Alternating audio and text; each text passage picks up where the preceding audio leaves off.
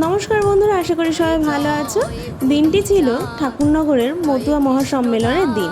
শ্রী শ্রী হরিচাঁদ আর শান্তিমাতার ধামে যাবে বলে তো সবাই বেরিয়ে পড়েছিল বিকাল নাগাদ। আর সমস্ত মতুয়া এই একটা দিনের জন্য অপেক্ষা করে থাকে। আমাদের দলের সঙ্গে দেখতেই পারছো কত লোক গিয়েছিলাম একসাথে।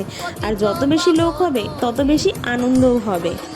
প্রতি বছর ঠাকুরবাড়ি যাওয়ার আগে আমাদের গ্রামে যে গণেশ পাগলের ধাম আছে সেই ধামে নমস্কার করে তাকে প্রণাম জানিয়ে তারপরে রওনা দিই ঠাকুরবাড়ির পথে। তারপর আমাদের গাড়ি ছেড়ে দিয়েছিল আর বলতে বলতে পৌঁছেও গিয়েছিলাম ঠাকুরবাড়ির যাত্রাপথে। আর সারা রাস্তা মাতাম দিতে দিতে যাওয়া যে কতটা আনন্দ সেটা একমাত্র তারাই জানে যারা এইভাবে প্রত্যেক বছর ঠাকুরবাড়ি যায়। আর পুণ্যতিথিতে কামনা সাগরে নিজের মনস্কামনা জানিয়ে স্নানের যে পুণ্য লাভ সেটা ভাষায় বলে প্রকাশ করা যাবে না।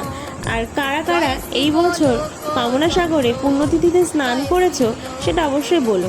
আর গ্রামের প্রত্যেকটা মানুষ সেফটিভাবে নিয়ে গিয়েছিল ঠাকুরবাড়ি। আর সেইভাবে পৌঁছে গেলাম ঠাকুরবাড়ির সামনে। টাইম পাস করার জন্য একটু লুডো খেলেছিলাম সবাই মিলে। আর সবাই মিলে এইভাবে থাকার মজাটা খুব ভালো লাগে।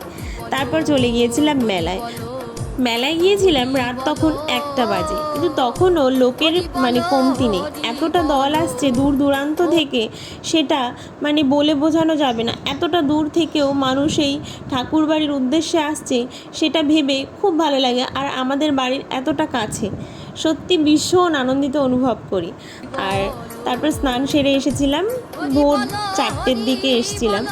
তারপর রাত্রেবেলায় দেখো কত দলের সমাগম ঘটছে, ভীষণ ভালো লাগছিল এটা দেখতে।